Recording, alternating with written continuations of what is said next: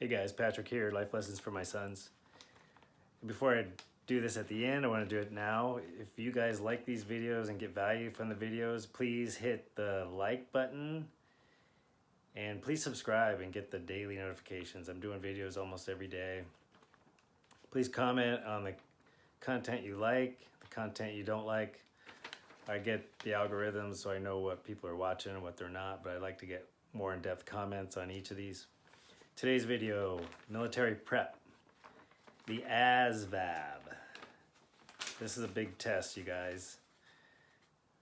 This is a requirement to get into the Air Force or to any U.S. military branch.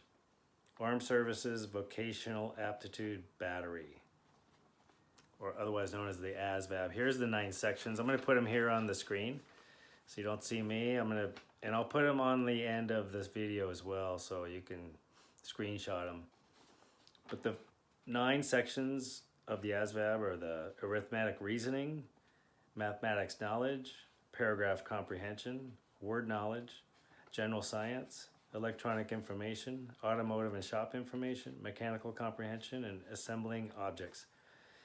Those 9 they're all part of the test. The first 4 that I listed, arithmetic reasoning, mathematic knowledge, paragraph comprehension, word knowledge, those are the 4 sections that you must score a certain score to even get in. And I'll show that on another sheet here in a minute. So the other sheet I'm going to show, it shows you the different scores. This is what really jumped out at me, you guys. I was doing research on this for you guys, and I found that high school diploma, you can score way lower to get into any branch versus the score on a GED. And I'm not saying GED is bad and you can't get in with a GED. Well, all I'm showing here is the big disparity between having a high school diploma to get into the military and a GED. As you can see, Air Force is 36 to 65, that's the range. Army 31 to 50, Marines 32. So I mean, this is almost double in some cases. In the Coast Guard's case, and these numbers are March 2021. I also want to highlight the ages you can see here. Pretty much all branches 18. You can get in at 17 with parental consent. In Air Force, you can enlist as late as age 39. Same with the Navy. Coast Guard's 27, Marines 28, Army 35. So if you look at this, it seems like the Coast Guard is the most stringent to get in, and then probably the Air Force and the Navy, and then the Marines and the Army. And then there's also the Space Force. You can see on the bottom, you got to go through the Air Force to get in the Space Force. Right now, that's kind of a sub-branch of the Air Force. Another thing, 2 other things, going back to that first slide, it'll be at the end. Those first 4 scores are required to get in, but the other 5 through 9 sections will help get you a good job, which is really, really critical. For example, if you got general science, well, that's not a bad example. Electronic information. Okay, so if you scored really high in electronic information, chances are very good you're going to get an electronics job and some really amazing electronics training, which you could correlate that into a job in the outside if you wanted to. Another thing to consider, these tests, there's 2 versions. One is an online adaptive test, and it's a 90-minute test. You use a computer. And when you take the test, if you get an answer wrong, it'll give you an easier question in the same subject. And if you get answers right, they give you more difficult answers or questions and answers. That conversely is the pencil and paper version, which takes 3 to 4 hours, and it's usually administered by an individual, and they tell you when to go to the next section. And those ones are not adaptive, so you either get it right or you get it wrong. But you don't get penalized for getting it wrong. You just get benefit for getting it right. So I covered the age.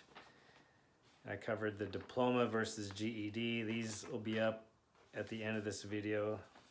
You guys, so with the big takeaway, if you want to go in the military, and this is all for enlisted military, do really well in high school. A lot of jobs you don't necessarily need to do very well. But if you want to go in the military, you better do really well in high school and get your high school diploma. I screwed around. I got barely a 2.0, and I didn't score super high on the ASVAB. I wish I would have gone back and done it again. I wish I would have done practice tests and got much better scores, but I didn't. I just wanted to get the heck out of my house, and I did. And my first job was corrosion control specialist in the Air Force, which is all it is a glorified painter. I wanted to be a mechanic. Of course, the recruiter told me I'd be a mechanic. Told me anything I wanted to hear. Later, about halfway through my 4 years, we got an opportunity to cross-train.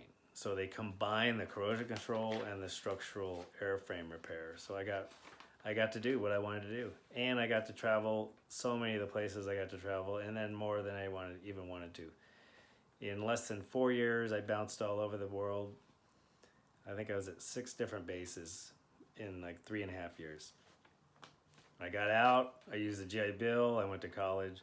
That's another thing I want to say to a lot of you is use this as an opportunity to learn a skill and get, I recommend this, and they get the GI Bill.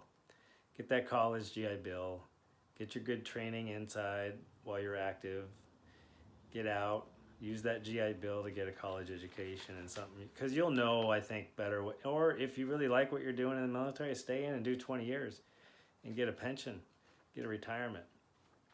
One other piece of advice, anybody going into the military, if you're already in or you're going in, anytime you have any medical issues, have your own recording, save all your own medical records in your own private documented files that are not associated with the military, because you're going to need those medical records later. If you ever have any injuries or ongoing medical issues that's started and are documented to have begun while you were in the military, you must have those.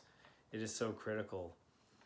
And document everything, because I'm just telling you now, I've been out over 30 years and I'm fighting with the VA and I'm dealing with the VA, and I don't have hardly anything from when I was active duty. I so wish I would have had more stuff.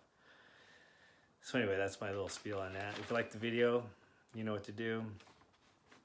And here's the screenshots at the end. And I'll see you guys next time. Thanks.